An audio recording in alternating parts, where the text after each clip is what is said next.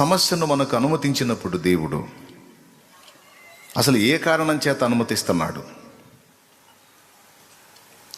ఏ కారణం చేత అనుమతిస్తున్నాడు అంటే, మనకు సమస్య ఏర్పడటానికి రకరకాల కారణాలు ఉంటాయి.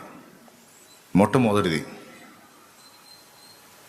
మనం క్రమంగా నడుచుకోకపోతే మనల్ని క్రమశిక్షణలోకి తీసుకొని రావడానికి కొన్నిసార్లు శ్రమల్ని దేవుడు అనుమతించినట్టు బైబిల్లో ఉంది.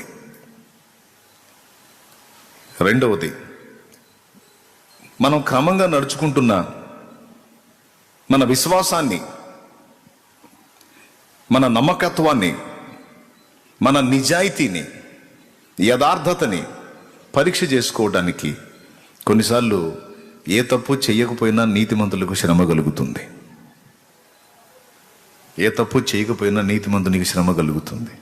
ఎందుకు అంటే పరీక్ష కోసం. పరీక్ష ఎందుకు? పై మెట్టు ఎక్కించడానికి.